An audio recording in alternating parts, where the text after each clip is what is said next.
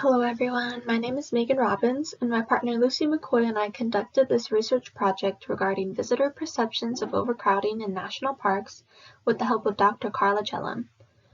The purpose of this research was to understand tourist attitudes in connection with their experiences with overcrowding, as well as the potential for future action in regulating visitation in national parks. For the sake of this research project and presentation, the terms overcrowding and overtourism have been used interchangeably. Oxford Languages has defined overtourism as the phenomenon whereby certain places of interest are visited by excessive numbers of tourists, causing undesirable effects for the places visited. The places of interest in this scenario are national parks. While there's a wide range of reasons as to why people choose to visit national parks, many of which include recreational activities or simply to enjoy the beautiful scenery. Regardless of their motivations, 2021 saw upwards of 297 million people without any sign of visitation slowing down. The increase of crowds and pressures on public lands presents threats towards the visitor satisfaction as well as the integrity of the parks. The aim of this research was to gain an understanding of how much is too much and what action should be taken to regulate crowds in national park destinations. In a general sense, Oxford Languages' definition for the term overcrowding is the presence of more people or things than space is comfortable, safe, or permitted. As it relates to the carrying capacity of a destination, there's also cause for concern regarding environmental degradation occurring from overcrowding.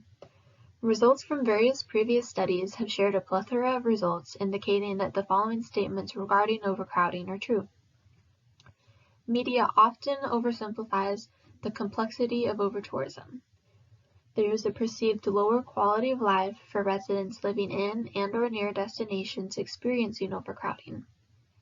Tourists can be less sensitive to higher prices when visiting areas known for overcrowding.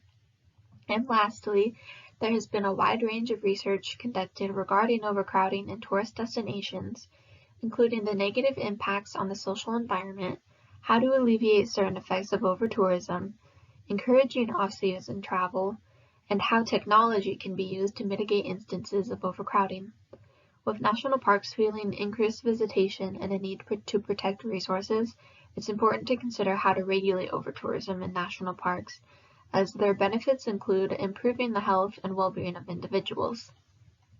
For the purpose of collecting data, a questionnaire was administered via the social media platform Instagram. Instagram was chosen because it was a time-efficient and contact-free method which could reach the intended respondents specified within the research parameters. The questionnaire was administered in February of 2022 and it targeted college students ages 18 to 24. The questionnaire had a total of 16 questions. A total of 42 questionnaires were collected, which included qualitative and quantitative responses about respondent demographics, tourism activities and experiences, perceptions of crowding in national parks, and opinions on reservation systems. Of the 42 people who responded to the questionnaire, 81% were female, 95% were between the ages of 18 and 24, and 88% were residents of Washington State. Results indicated that the two most popular vacations at 38% each were either to the beach or on an outdoor adventure. 90% of respondents have experienced overcrowding in a tourism setting, and 75% have visited a national park.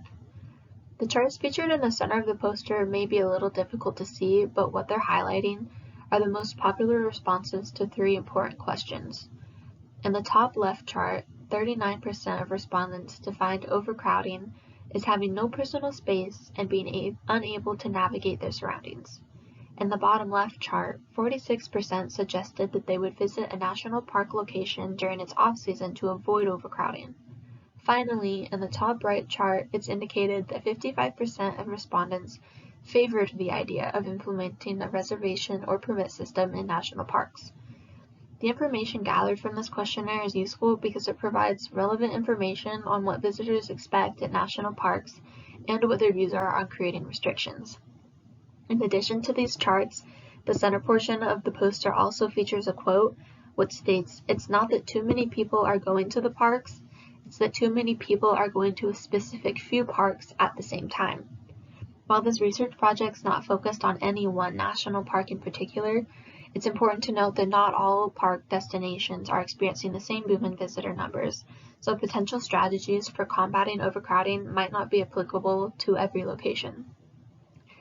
In fact, visiting less frequented national parks could potentially serve as a solution to help over-tourism at the more popular locations. Overall, the results of the study have aided us in understanding the characteristics that visitors perceive to contribute to overcrowding, as well as the effects that they might have on visitor satisfaction. Additionally, hearing respondents' opinions regarding reservation and permit systems and other strategies for avoiding overcrowding in national parks provides insight into potential steps that could be taken to combat the issue, and it might be useful to land managers. As I conclude this presentation, I'd like to extend a thank you to those who took the time to participate in our research, as well as to Dr. Jellum, who provided help and guidance every step of the way. Thank you all.